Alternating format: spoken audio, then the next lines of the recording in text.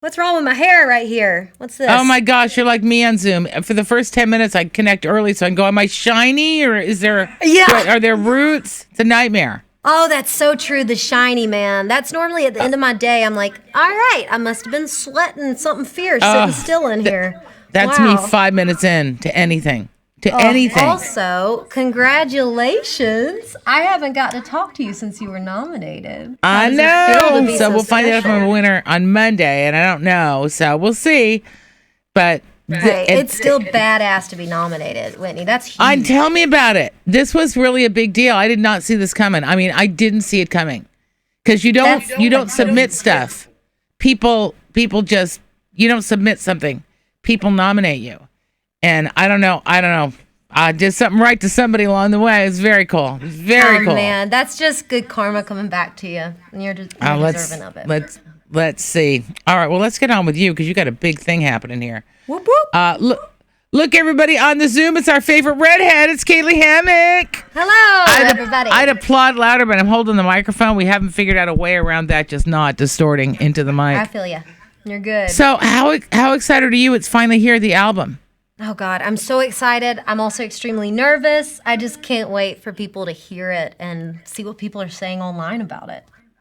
It's so good. I got to tell you, I heard it last night, and what I wanted to do, instead of sitting in my office and going through the liner notes, I actually wanted to listen to it as a fan. And so I went outside and I was watching this Perseids meteor shower. And so I was in the dark. It was me on my porch with my headphones and your album. And it was so cool. It was really great. I'm so glad you got to do it that way. Yeah, and I don't usually get to do it, but I wanted to do both. I wanted to see the stars. I wanted to listen to your album, and so that's how I did it, and it was so great. And it's wild because when you're in the dark and you're by yourself and it's just you and the universe, and then music comes at you, it is a whole different experience from sitting and studying it, you know? Yeah. So I think I listened to it the way that most people will listen to it. And so it was really a treat for me. And there were a couple songs that just like got me like, well, before I get on to me, the name of the album is If It Wasn't For You. And I couldn't find a song with that title on there. So how'd that title come about? Okay, so that is what I purposefully wanted to do. I didn't want the title track to actually have it in the title because my thing was, as a kid, I always would go through and listen to an album. I'd listen to number 1, number 3, number 4, number 7, number 12. But I would start with the track list, like the track name, or the title of the album. And I don't know why I always did it that way, but I was like, you know what? In this album, I want people to just listen from the top down. There's a reason why I sequenced it the way that I did. And I don't want them to jump ahead and find it. So that's why I named the interlude Gold that actually inspired the line If It Wasn't For You, which is the title. But really the main reason behind it, I mean, the reason why I wanted to name it that was at the end of the day, I was like, okay, this is 13 sides of true stories of my life, which is what I wanted. I got to co-produce and co-write all of them. So I've had control. I've got to make them my story. But then it felt selfish at the end of it. I was like, okay, really? I'm putting me out in the world. And I was like, but the thing is, I think fans don't realize how important they are to us. And I don't think they're ever shown the appreciation that they really deserve. I don't know if anyone can show them what they mean to us. But it's one of these things that if people weren't willing to click on that random YouTube video of a new artist they've never seen and listen, if they weren't willing to show up early to see the opener when they go to see Luke Bryan or Dierks Bentley or any of these other artists they love, if they weren't willing to, show up at this little tiny event to watch an acoustic set of a new person, if all of these people weren't willing to open their eyes and ears to new music and new artists like me, I couldn't do what I do. Every single person I've met and have not met has still impacted me in some capacity if they've listened to my music or came to a show. And I wanted to dedicate it to them. Yes, this is a bunch of my stories that I've wanted to collect for many years and I can finally show you. But I want you to know that if it wasn't for you, I wouldn't get to do this. So thank you. I wanted it to be a thank you. Wow. Well, is there a liner note in something that says this is why I named it that? Because that's such a beautiful story. No, I just named it that. Yeah, we don't have liner notes in the album, which is really sad, but that's why I'm working on liner notes myself personally on my typewriter and trying to make something out of it to maybe give the fans someday soon. What an awesome story. That's so great. Now and see, now I'm glad I listened to it like a regular old fan would, because I'm a regular old fan for one. But what a cool thing. That's you command. I remember the first time we ever saw you play, it was a hotel room. This is the first time we saw you play. I know you played before that. And you were playing opposite Keith Urban. I mean, it was like insane, like down the hall, and people were like kind of coming into the Keith Urban going, "So have you heard this girl down the hall?" I mean, it was hilarious, you know? So I mean, you're a striking performer and you're a striking singer. And I know you, even though a lot of your songs, they have so much heart and so much melody, I still, for whatever reason, I still consider you like a hellfire, right? I do. I love and that. then I heard you singing, and this isn't on the album. I know that you released this separately. The Lord, I Hope This Day Is Good with Alan Jackson. Your voice on that, I mean, your voice is like this also on Small Town Hypocrite, but your voice on that tune with Alan, it's like an angel. You remind me of Alison Krauss. I mean, I know you get the Dolly comparisons, but it was a Dolly and the Alison Krauss and just this tone that was beautiful. Oh, thank you. I feel like that song, it gets me emotional. It's one of these songs that I seem to cling to when I'm really in a dark space, and it was just so beautiful to record that. We recorded it a little later in the afternoon. It was in the RCA Studio A, and I'd never got to be in there before. And, that's the room that Dolly Parton recorded Jolene and I Will Always Love You. Oh, wow. And so that room, it sounded so good to sing in it, and I just wanted to give them all. It's just so nice to be able to put out your own music, but then also be able to kind of try and remake as best you can what is already a classic, solid gold song. Just try to respin it into your own interpretation. And to get to do that with someone like Alan Jackson, I mean, I still call him Mr. Jackson. Like, I'm never going to call him Alan, I don't think. But I'm so grateful. I've had so many great creators that have helped me make this album and get to really make it as special as it is. It's been wild. Yeah, it really is special. And, a song on the album that kind of had those kind of emotions for me was Forged in the Fire.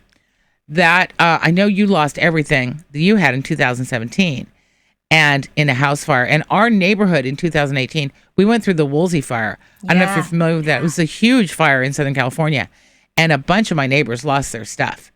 And so I want them to hear this song because, my parents lost all their stuff in the house fire when I was 4. And I have one spoon. I have one spoon that's an heirloom. And everything else just came after that, So it's just, I can't imagine what it's like as an adult. We were really lucky. We didn't lose our house. We didn't lose anything. But 1/3 of our neighbors did. Yeah. And so to read about what you went through and put that in when I heard I can't remember the exact line right now, but it was the 7 hands searching, 7 pairs of hands. 3 days and 7 pairs of hands.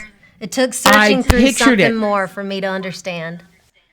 Yeah. It was so unbelievable. It just hit me because I saw it over and over. 1/3 of my neighbors went through this. Yep. So I know that you don't have to have gone through a fire because we all feel like we've walked through fire anyway to get where we are today.